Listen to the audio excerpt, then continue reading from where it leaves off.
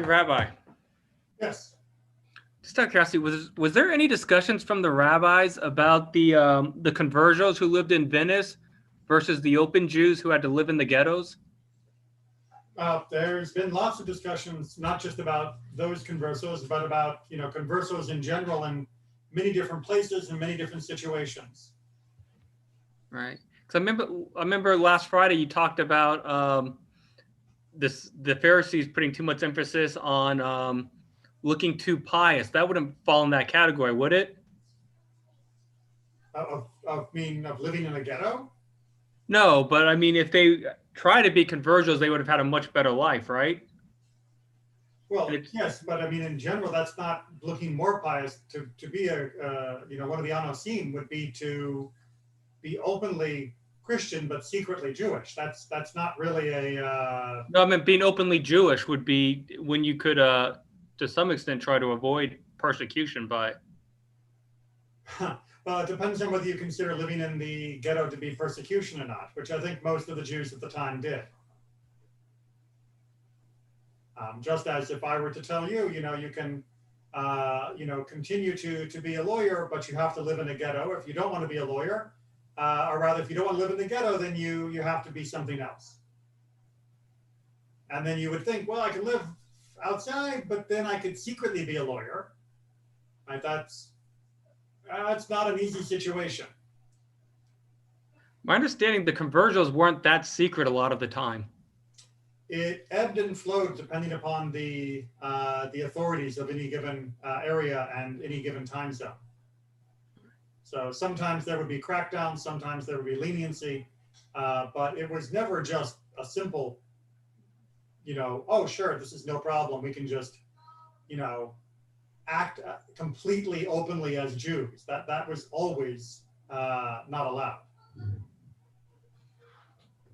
Unless you were entirely among other conversos, that just wasn't an option.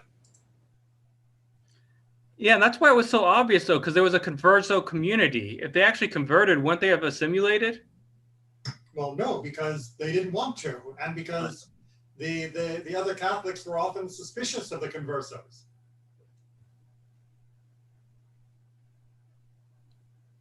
Right, both sides of the relationship did not want full assimilation. Right. Which also goes, begins to foreshadow some of the problems that Jews will have in later centuries as Jewish identity from the outside, from the non-Jews, becomes more and more of a, ethnicity rather than purely religious issue. Right. No, I just thought the fact they didn't assimilate would make it obvious that they were not really Christian. Not necessarily. Again, it's if you were to go to a Catholic community that came from Latin America and a Catholic community that came from Italy and a Catholic community from Ireland, you would also find multi-generational non-assimilation between those different groups, even though they would all agree that they were Catholic.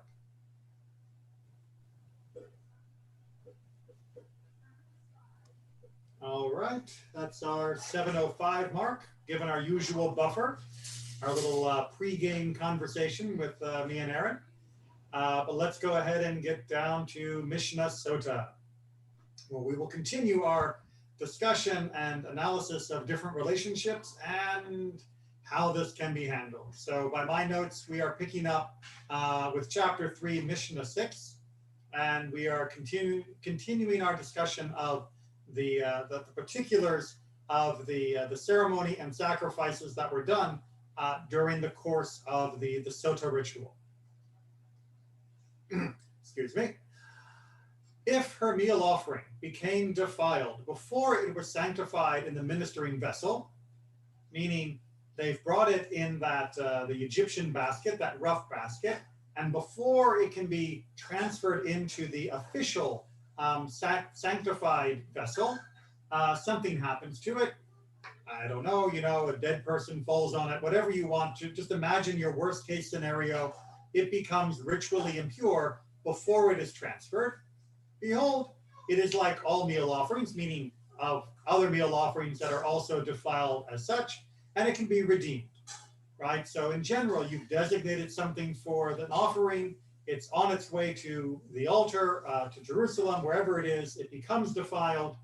you can substitute something else for it by paying a sort of redemption penalty. That is perfectly allowed because it has not entered the official sanctification zone. But if it became defiled after it had been sanctified in the ministering vessel, behold, it is like all meal offerings, similarly defiled, and it is burned. At that point, you can't take it back, you can't redeem it. The only thing you can do is simply dispose of it within the proper manner of dealing with other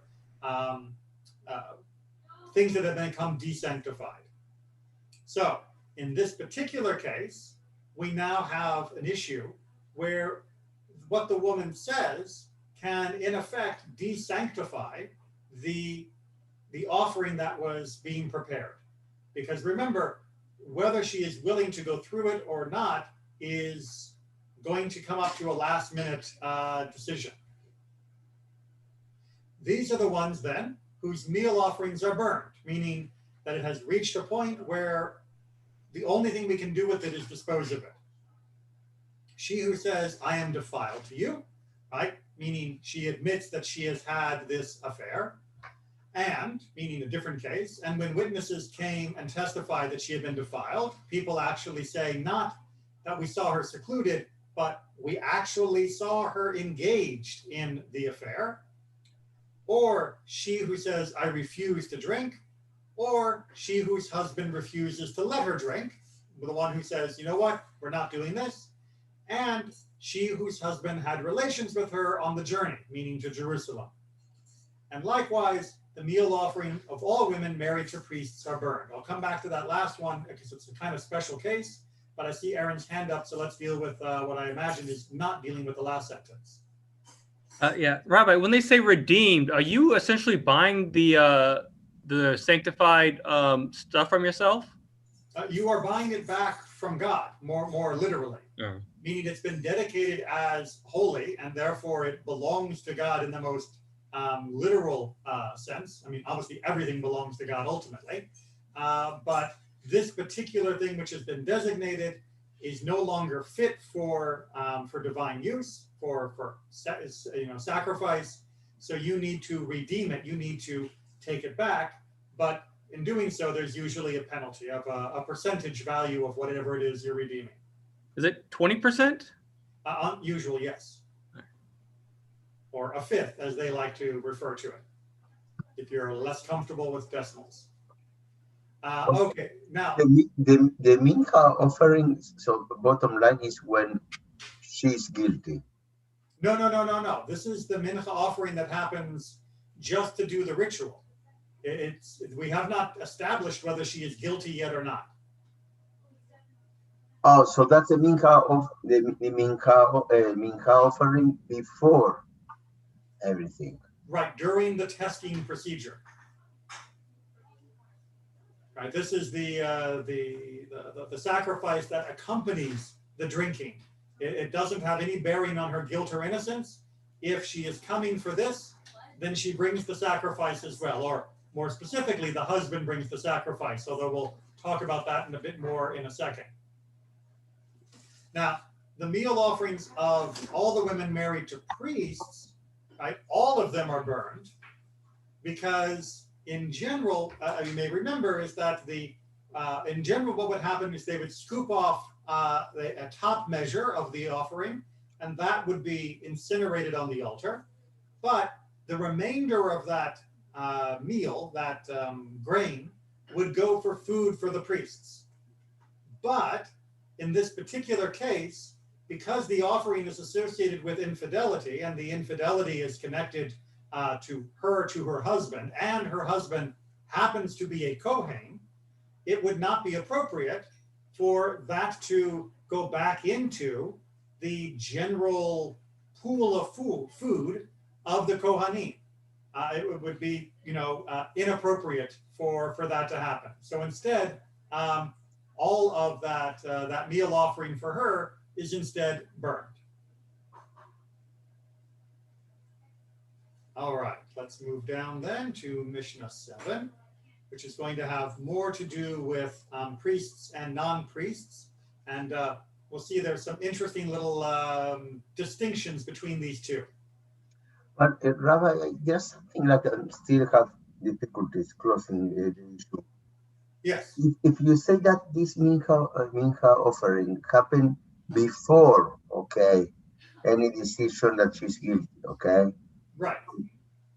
but still, if say I'm defiant to you, or we have witnesses, so it's pretty clear the verdict. Well, yes, it's clear and unclear. So that's why it's being disposed of at this point. Right? This is not if they came and said that when they were back in the hometown. This is not when she said that, or there were witnesses when they were on the journey. This is not even when they are in Jerusalem but have not yet handed it over. This is once they've handed it over, now we get this other information. So it's very much like the last minute change that can happen before it is offered. So yes, if someone comes up and says, we saw her having sex with Mr. So-and-so, then we never go down the road towards Sotah. We never go down the road towards any aspect of this ritual. It's just divorced, no ketubah, we're done. Is it one witness or two? But still they have the mincha. Still they need to do the mincha. It's like, you know what, you butter the kohanim in order to process, now you need to pay the fee. Not exactly. I mean, that's one way of looking at it. Perhaps a little cynical, but in general, the rabbi said that once something was dedicated at a certain level, there was no return. Right? There was a tipping point where past that point, there was nothing that could be done with it in this case, except for its destruction, except for it being destroyed in this appropriate way.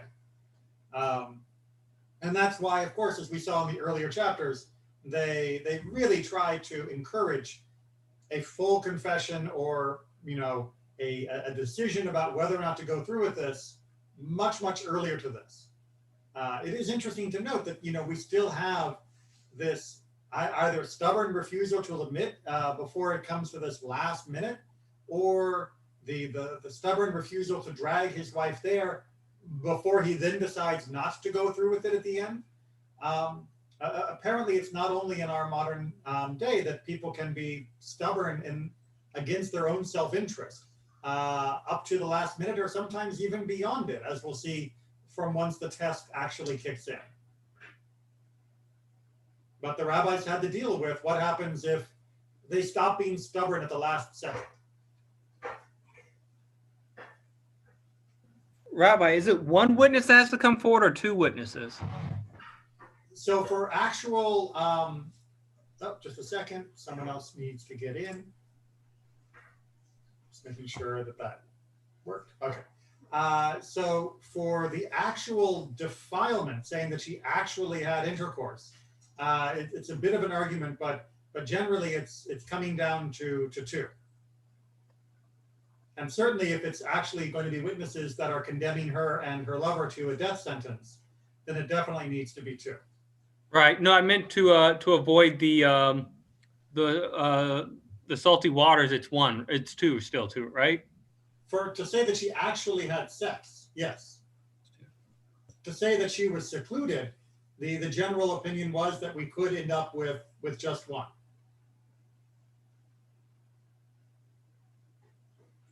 All right, Mishnah 7. The meal offering, right? This mincha that we are talking about of the daughter of an Israelite who is married to a priest is burned, right? So she was born to one of us regular folk, but she married into the Kohanim. That means in general, she is going to fall under her husband's category. And even though she herself is not from the priestly family, her husband, of course, is, and therefore her offering will be dealt with according to the rules applicable to his wife, even if she is not from the Kohen families. But the meal offering of the daughter of a priest, what they call a Kohenet, who is married to an Israelite is eaten, right? So this is a woman who comes from the Kohanim, but marries a regular Israelite, and now they're back at the temple for this ritual. In that case, even though she is from the family of the Kohens, her mincha offering is treated according to her husband's status, not according to her lineage. Make sense? Okay. So everything is according to the husband status. Exactly. And that's going to come back a couple times because it's referring us back to chapter 5 in Numbers in Bamidbar of this all being written in very clear terms as being relational to the husband. That is a key component for deciding when it does or doesn't apply in many different situations. Rabbi, Yes. I thought once a girl marries a guy, they take the tribe of the male. Well, yes and no, meaning that she would be able to receive the rights and privileges of that group. For example, if a woman marries a Kohen, most famously, then she is able to eat from the truma that he brings home, the special gifts that are brought to the Kohanim that can only be eaten by the Kohanim and their family. So even though she is not by blood a Kohen, she can eat that. But there are certain aspects of a person's identity that are indelible, that remain permanently. Now, between a Kohen and the daughter of a Kohen, right, a Kohen and Kohenet, it's important, although the word Kohenet could literally be translated as being a priestess. We're not talking about a priestess here. That's why the translation is referring to a priest's daughter.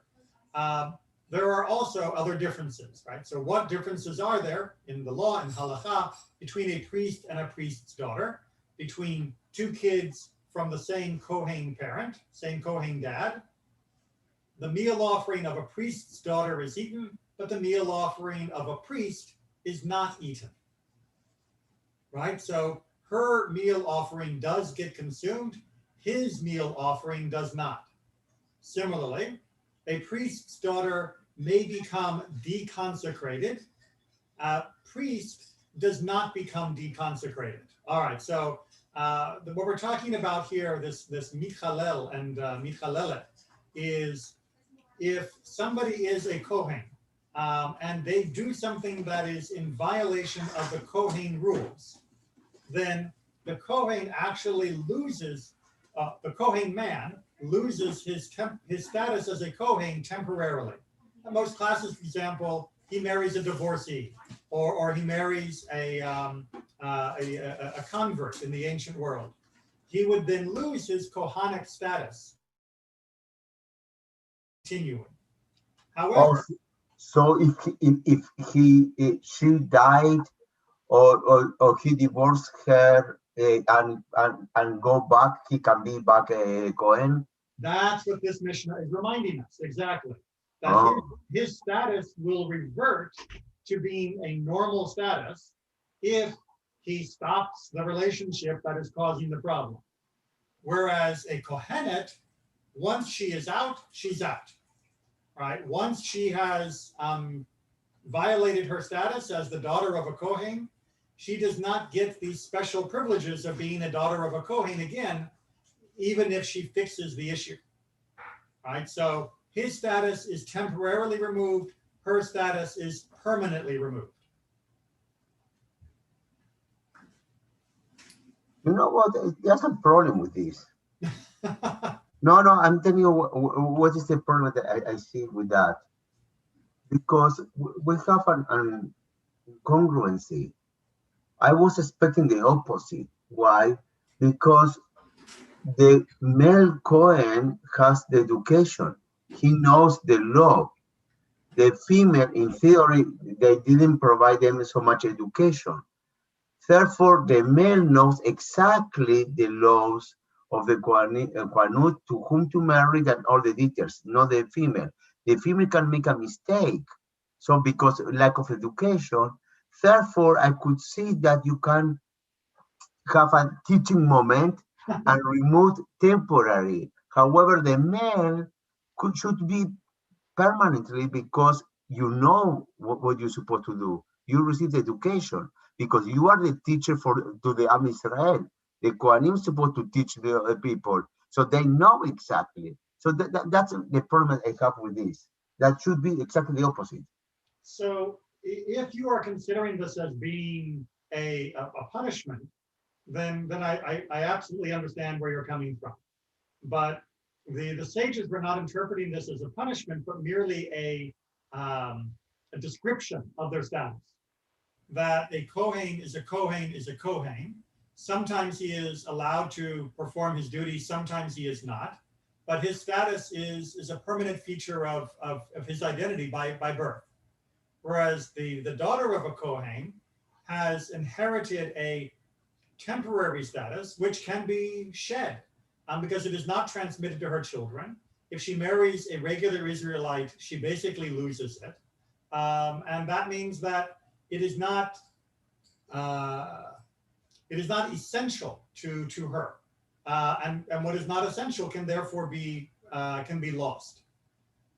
So they're not looking at this as being, this is something we would do to warn them not to do it. This is punishment. This is a deterrent.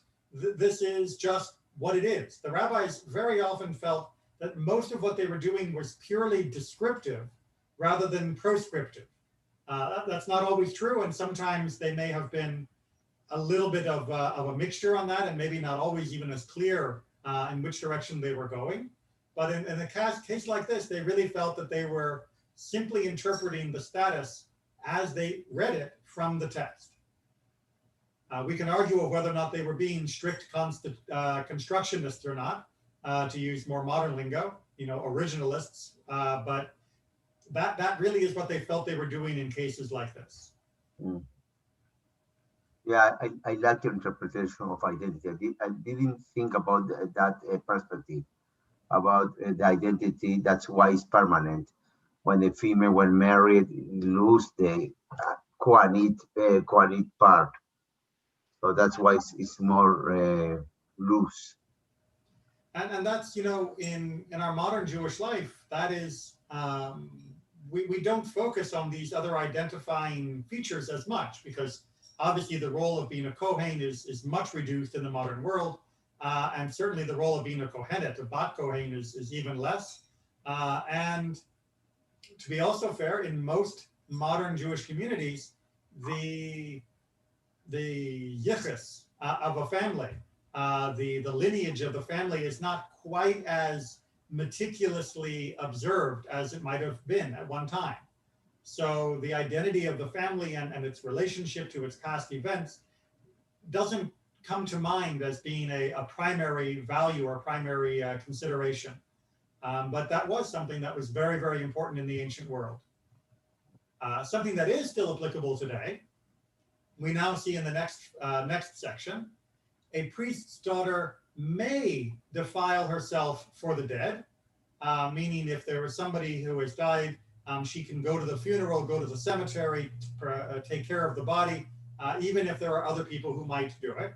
But a priest may not defile himself by contact with the dead, right? Except, as we've talked about, if you've studied Torah with me or just studied Torah at all, except for the immediate relatives of parent, sibling, spouse, or children, a Kohen does not come into contact with the dead or visit a cemetery. A Kohenet may. Right? The daughter of a Kohen can, an actual Kohen cannot.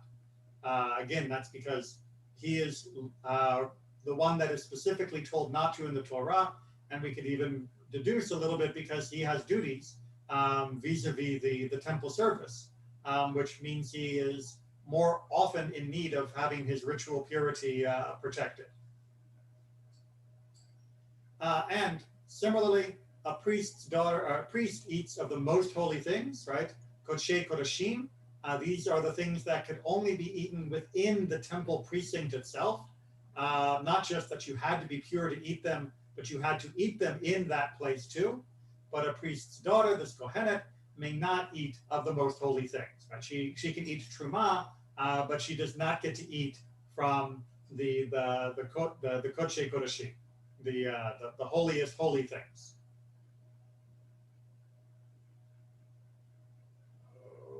Okay. Now, as long as we're talking about differences, I imagine this will get a little bit of controversy. As long as we're talking about differences between the daughter of a Kohen and the son of a Kohen, what about some of the differences between men and women? And I do mean some. All the commentators point out this is not a complete list, but this is a representative sample of some of the legal differences of how different mitzvot, different commandments, and different halachot, different laws will apply to men and women, even where you wouldn't think there might necessarily be an obvious gender difference. Okay. What differences are there in law between a man and a woman? A man, and this is in the case of somebody who has sara'at, who has leprosy, he rends his clothes and loosens his hair, but a woman does not rend her clothes and loosen her hair. By the way, I certainly recommend you look through the commentaries, which have all the different verse citations for these different distinctions. That will show you the language in each of the different verses that the rabbis are focusing on, of why they give the decision in this or that case. For example, I'm not going to go through all of these, but for example, in this first one, the verse in Leviticus that talks about the tzara'at, the person with the disease that people too often translate as leprosy, specifically says the ish who is in Mitzorah, which would be translated more literally as the man rather than person who has Mitzorah, who has this disease. So that's why he does it, but she does not. Also, a man may vow that his son will become a Nazirite, but a woman may not vow that her son will become a Nazirite. This is considered Torah Misinai, meaning that there is not a perfect scriptural proof for this, but the rabbis considered it to have been a received tradition, that a man can designate for his son, but a mother cannot designate for him. A man can shave, and the parentheses are very important or else it's really confusing, with offerings set aside for his father's Naziriteship.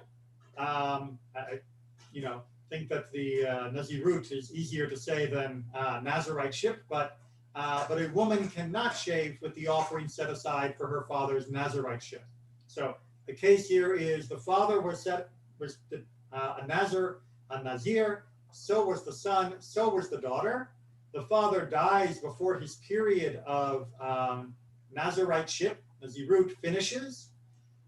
That which was set aside for his offering, the son can use for himself, but the daughter cannot. So there's a difference between male and female in that case. A man may sell his daughter, but a woman may not sell her daughter.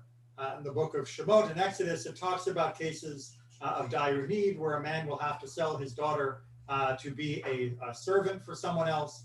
And since the language there again is specifically masculine, the rabbi said that means that a woman cannot sell her daughter in that situation. A man may give his daughter in betrothal, but a woman may not give her daughter in betrothal. So remember, this is not marrying her. This is the beginning of the marriage process. Super engagement, I like to call it, to compare it to modern engagements, which have very little legal standing anymore. So the man can indeed arrange a marriage for his daughter, or indeed for his son as well. But the child, when they are preparing to get married, to finish the marriage process, still has the right to refuse. So they can be legally prepared and joined to a person, but they cannot finalize the marriage without the approval of both man and woman. So it's not like a forced marriage, it's a forced engagement, if you like. And again, this only counts for when she is under the age of majority. Once she has passed the age of bat mitzvah, even this cannot be arranged without her consent. Scroll down a bit, sorry. A man is stoned naked, but a woman is not stoned naked. And yes, we are talking about throwing rocks here. We're not talking about people using narcotics. So the issue here, and the the Gemara goes into much more detail of this in Masechet Sotah, but we also talked about this in Sanhedrin, is that if you are executing a person with skila, that there is a question of which is worse, having your death slightly delayed by the padding that clothing gives, or having the death be more embarrassing because you are naked. And the ultimate answer that is given is that a man would rather die more quickly, and a woman would rather die with more integrity, more dignity instead. And so women are allowed to have a small covering, and the man does not. And if you'll just give me a moment, I realized I forgot to plug in my laptop after getting back from religious school, and the battery was almost going to die, and that would have been bad. Also, in the case of capital punishment, a woman is hanged after being put to death, but a man is hanged, but a woman is not hanged. Excuse me, my computer just keeps giving me all my new notices now that it's on. Now that it's being powered again. Is it done? It's done. This was the process of putting a body on display for the worst capital offenses, which would only happen for a short while, not even overnight. But in that case, since specifically again uses masculine language, it happens for men. It does not happen for women, even if they commit the same crime. Also, a man is sold to make restitution for his theft, but a woman is not sold to make restitution for her theft. All right, so that was a very long list. Questions or comments?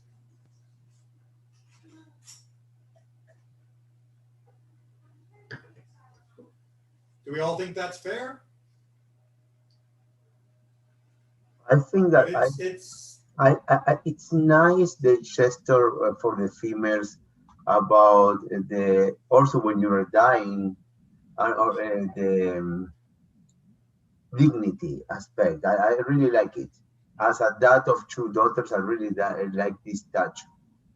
Like I don't like that they are dying, but at least with the rabbi thought about the dignity of a person. Also, after it's not more clear in there. So I definitely recommend you read the longer discussion in Mishnah Sotah on this idea. In Masechet Sotah in the Gemara, because it's not just about for women that the dignity; it's for both the men and the women.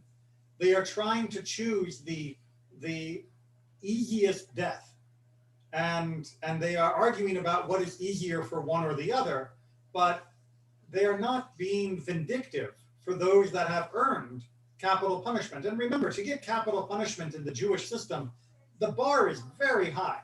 You had to be really you had to work to get executed according to Jewish law. It was not a casual activity. And nevertheless, they quote the line, ve'ahavta el re'echa kamocha, that you should love your fellow as yourself, as being, even when you are executing them, you should do so in a way that still shows that you love and respect them as a person, even while having to punish them as a criminal. They do not lose their status as a human being just because they have committed a capital offense. And as someone who has spent, almost 50 years hearing lots of arguments about capital punishment, that very much dehumanizes people, and really even about other crimes, where people would want to treat a prisoner as though they were worse than an animal because of their crime.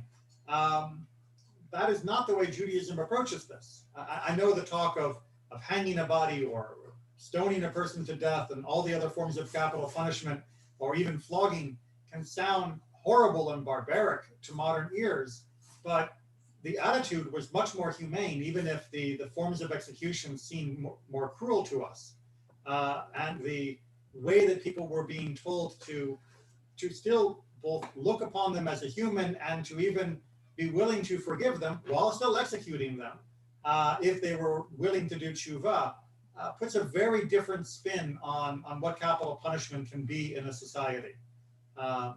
And it's really a shame. And I've just always been very disappointed that the conversation within American politics, at least, has never really reached a level where you could have somebody say, I'm in favor of capital punishment, but only with dignity and humanity, because I still want to respect the person that is being executed.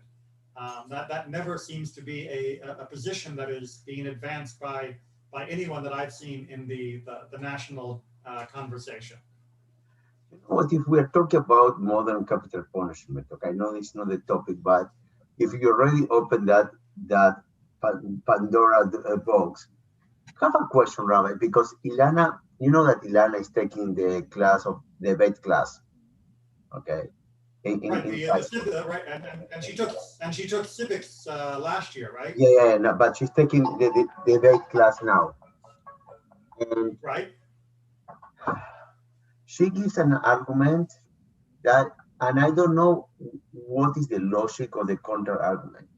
She said, well, if you are better you the abortion because you say you don't want to kill an innocent life, why are you in favor of capital punishment? You are killing an formed already living life.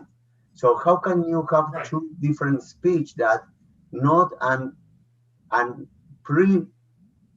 pre-existing life like in the man, but yes, someone and human that is already there. Like if for religion issues, okay, you respect the life, how can you make that difference? So not to defend that position or to attack it, I try to stay out of American politics when I'm wearing my rabbi hat, although I did go vote today. Philosophical and religion perspective, okay? But philosophically, those people that I have heard who have argued the position that you're describing, that are in favor of capital punishment in some cases, but are opposed to abortion in either all or most cases, the way they reconcile those two opinions is by saying the person who is being executed has had the right in their life to choose their path. They chose to break the law, and therefore they have chosen to receive the punishment. Whereas a fetus has not had any say in either its existence or in what happens to it. And since they view it as being a fully equal life to the mother, they argue that nothing should be done to it that would be harmful to it. Even in many cases, they argue even at the expense of the mother's life. So that's how they reconcile two positions. They say the criminal had free choice and made their decision. The fetus did not. Now, again, I'm not advocating for that position. No, of course. But that is the usual explanation. So it's not about the sanctification of life. Because if it's about sanctification of life, that is a creation, a God creation, go for either way. It's not only, their position is not only about sanctification of life. They do need to have something about sanctification of life, because otherwise, why do I care about the fetus at all? But the fact that life is sacred does not stop them from saying that in certain situations, life is forfeit, that you've given up your right to still be living because of your behavior. Again, I'm not arguing that that's consistent. I'm not arguing that that's the best way to preserve the sanctity of life, but that's at least the logic that I have heard people who have that position. That's the logic I have heard them give. Thank you, Robert. All right. No problem. And, if she ever wants to talk about that in more detail, I'd be happy to talk to her about sort of the history of that discussion in the American political system from a sort of historical, philosophical point of view. She will laugh. Believe me, she will laugh. I mean, it is a very important topic. Because there are so many, as you just pointed out, there are so many different assumptions that happen in the conversation over the end of life or the beginning of life that many people don't even realize all of the different assumptions that they're making and how that affects their ultimate decisions about policy and how it will affect not only them, but the community around them. Those are topics that need to be discussed more openly and outside of the bubble that most people have put themselves in because they don't want to have an argument. It's like, why would you not want to have an argument? Look at what we do all the time in Judaism. We want to argue. That's how we learn. But unfortunately, the arguments have become too mean-spirited and often disingenuous, and that's a very big problem. You should have a rabbi really for the USY kids and class of political issues from the Jewish perspective.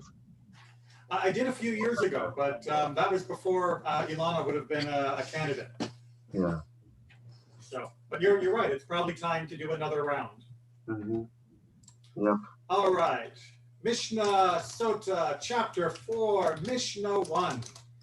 So we are actually going to kind of continue the topic of who does and who doesn't, and some of the special cases that can fall between the cracks of the normal, nuclear family, if you will, of the ancient world. A betrothed woman, a shomeret yavam, do not drink, right? They don't go through with the Sotah ritual, and they do not receive their ketubah. As it is said, when a wife being under her husband goes astray. All right, so what's going on here? An arusa is a woman who has been betrothed, but she has not finished the marriage process. We talked about before with the idea of having the betrothal for a minor. Right, so she has agreed to a marriage, if she's an adult, and have not yet finished. To use the modern terminology, she's done erusin, the exchange of a ring, the giving of a ring at the beginning of our modern ceremony, but they have not done sheva brachot. We do those both on the same day. In the old world, they would do them with many, many months or a year between. So she's not actually fully married. So even though adultery is still prohibited for an arusa, for a betrothed woman, because she is not fully married, therefore she is not actually forced to go through with the Sotah ritual, but she also doesn't get to collect her ketubah because there is enough evidence that she has been up to something that was inappropriate. So to the shomeret yavam, this is somebody whose husband died, and she is now betrothed automatically to the brother-in-law. The husband died without leaving an heir, so the brother-in-law will marry her, but the process would have been that she was being accused of this adultery by the first husband, who's now dead. Since he's dead, he cannot force, the brother-in-law cannot force her to continue the Sotah ritual. Right? This excludes the betrothed woman and a shomeret yavam. Now, Rabbi, if I was a woman, okay, and hear a scheme coming up. Yes, and they are forcing me to marry someone that I don't like, and they betray me. Doesn't matter. I know that in theory I should consent, but sometimes they are social pressure, family pressure. Could be a nice and elegant way to go away when say, oh, I betray and I have an affair. So in this way, before the marriage, so I don't receive an capital punishment and I can live with a bad reputation, but at least I can live all this deal. Could be a possibility that some woman can do it. Well, absolutely, and she doesn't need to make it this complicated, right? So, in this situation, remember the husband would have had to have warned her, and she would have had to have been witness being secluded. So there's a lot of rings to jump through, hoops to jump through. But she could just go up to her husband and say, you know what, I slept with some guy last week. No, I mean that would be enough to get her before marriage. I say someone before marriage. Right, she's betrothed, she's engaged, yes. And then the next week she goes to the guy and says, by the way, last week I fooled around, right? He basically would say, okay, fine, here's your get, you're divorced. Oh, okay. And she wouldn't collect the ketubah. Okay. So you're absolutely right that with societal pressure, sometimes women might feel that they had to go through with a wedding, but if societal pressure was pushing that hard, she'd probably feel that she had to be faithful to the marriage as well. Because if she wanted out, she could get out a lot more easily than this, especially if she was willing to forfeit the ketubah. Okay, let's move on to second category of women that are not going to be made to drink.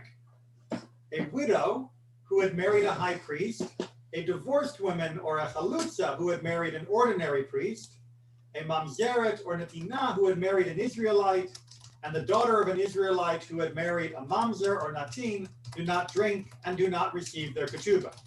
Okay, what do all those things have in common? Because it's a whole category of different marriages that seem a little bit of a grab bag, but they all have in common that the marriages that are happening here are not valid marriages. These are marriages that are marriages only in the name marriage, but actually have no legal validity. They have no legal standing. Because a high priest cannot marry a widow. Right? The Kohen Gadol cannot marry a widow. And a regular priest cannot marry a divorcee and cannot marry a woman who has done chalutza, the yavam ritual. And for regular Israelites, they can't marry a mamzeret, which is a woman born from an illicit relationship, like adultery or incest, or a natina, which is a very obscure category. This is the descendants from the Gibeonites who tricked Joshua into making a treaty with them, even though they were Canaanites. So they ended up having a special status that was outside the bonds of legitimacy within the relationships. So all of those would have been disqualified. And likewise, an Israelite daughter cannot marry a mamzer or natin, the male form of those. So in all of these cases, the marriage is not an actual valid marriage. And therefore, the ketubah would not be collected. The Sotah ritual wouldn't actually happen. These are not actual wives. And so they don't have that same standing. Eric. Rabbi, you said the marriages are invalid. Aren't some of these marriages just prohibited, but if they occur, the rabbis consider them valid? So there are certain marriages that that are prohibited, but if it happens, it happens. These are all marriages that if they happen, they don't happen. The mamzer is not one of them? A mamzer, somebody who is officially a mamzer, who gets married to a regular Israelite, that is categorically prohibited. And therefore the marriage does not occur, just like you can't marry your sister. But it's important to note that the rabbis worked very hard, both in rabbinic times as well as throughout the Middle Ages and into modernity, to render the category of mamzer almost technically impossible. So it became harder and harder to have someone be listed as a mamzer.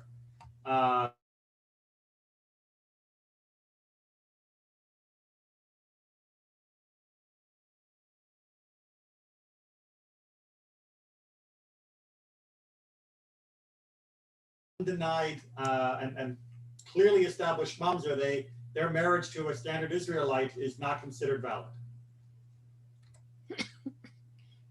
It is important to remember that although the word mamzer often gets translated into bastard in English, that is a bastardization of the term. Mamzer does not map onto the English word bastard as a legal term, because the English word bastard in a legal sense means anyone born outside of a wedding, outside of a marriage. But that could just be two people who had a baby, but both of them were single and both of them could have gotten married. They just got carried away early. But the term mamzer does not apply to that particular category. Somebody who is born out of wedlock from two people who could otherwise have been together is not considered a mamzer. It's just not a good idea. Okay. I think we can do at least Mishnah 2. And these are the women who do not drink and do not receive the ketubah, just bringing together a summary of things we have talked about before. She who says, I am defiled, when witnesses came and testified that she was defiled, and she who says, I refuse to drink, as we've talked about before. When her husband says, I am not letting her drink, and when her husband has sexual relations with her on the journey to Jerusalem, she receives her ketubah, but does not drink. Right? So if it's his decision, not hers, he still has to pay. If it's her decision, not his, then the ketubah does not have to be paid. Now, we get our controversial case at the end. If the husband died before the woman drank, right? So he's like, you cheated on me, I know, we're going to Jerusalem. Heart attack, down, right? After it's already been arranged, she's been accused. Beit Shammai says she receives the ketubah, but does not drink. Beit Hillel says she does not receive her, she does not drink, and she does not receive the ketubah. All right, so they both agree, as you can tell, that they don't drink, and that's because, as I mentioned before, everything in chapter 5 is very much built around the idea of her husband. If her husband is dead, then there's no one to be her husband for the causing of the drinking. The real discussion here is about the claim on the ketubah. Now, I personally like this last section here a lot because it really highlights the difficulty with saying who's being stringent and who's being lenient. There are a lot of people that like to say that Beit Shammai is always very strict and Beit Hillel is always very lenient. But is that an easy adjective to put onto this ruling, right? Is it strict to say that she does receive her ketubah, or is it lenient to say she receives her ketubah? Is it strict to say that she doesn't receive her ketubah, or is it lenient to say she doesn't receive her ketubah? Right. So the issue here is that they're arguing about is basically where does the burden of proof lie in this situation? Now, normally, if someone has a ketubah, they are a creditor to the estate. And not just any creditor, they are top of the list, prime payment creditor. And that is essentially what Beit Shammai is saying. She has not been proved to be guilty. Therefore, her debt on the estate should still be fulfilled, because it would be the burden of proof on the heirs to prove her guilty. And since there is no proof and there can't be any drinking, which could also prove it, therefore, they have no right to deny her ketubah. It's like she already has the ketubah value in her hand because of the document, and it would be up to them to prove that she doesn't deserve it. But with the death of her husband and with the lack of evidence to actual infidelity, they have no proof to do that. So he is being stringent on the rights of the creditor and being stringent against those who would deprive them of those rights. Is one way to look at it as being a stringent opinion. On the other hand, you could say he's being, lenient and saying, we haven't proved anything, therefore we can't hold it against her. Right? The terms strict and lenient, they're not so easy to apply, and people who use them as value judgments are often fooling themselves or others about which one would be preferred. Beit Hillel takes the opposite opinion. He says, no, there has already been sufficient evidence to establish her as having broken faith. The Sotah ritual is there to prove her innocence. And since the Sotah ritual cannot happen, we have to believe that she was unfaithful, and therefore there is no reason why we would give her the ketubah. Right? The ketubah would be, it would be inappropriate to give her the ketubah when at the moment the evidence seems to be that she is indeed most likely guilty. So again, is he being stringent against her, or is he being lenient on the demands that the heirs would have to make to prove her innocent? Or is he being strict on, against her for being a suspected adultery?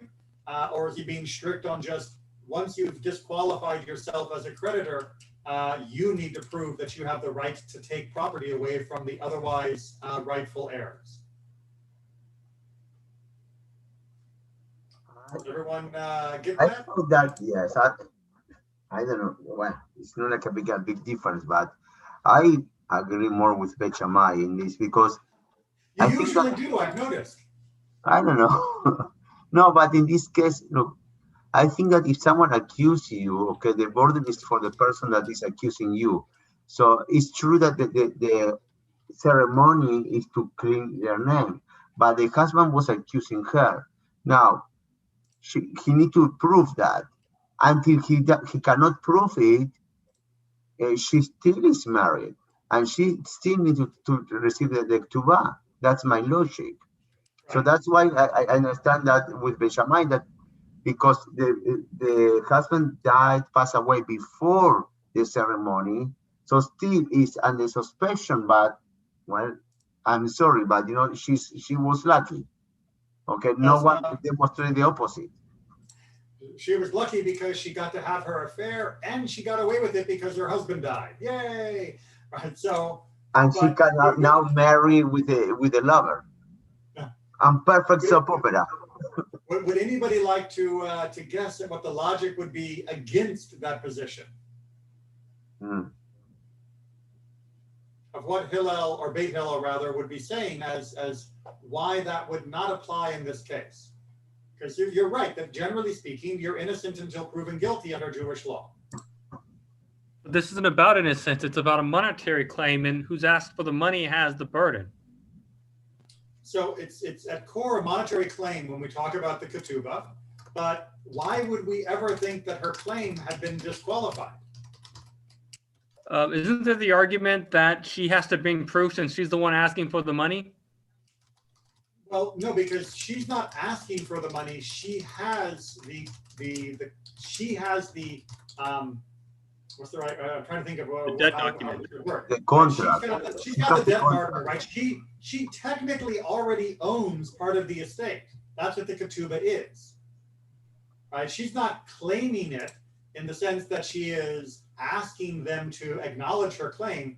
The law says she's got it, whether they like it or not. Yeah, the Only default if is for her, the default. the default is that it's hers, exactly. Yes. But Beit Hillel would argue, but she has done something, right?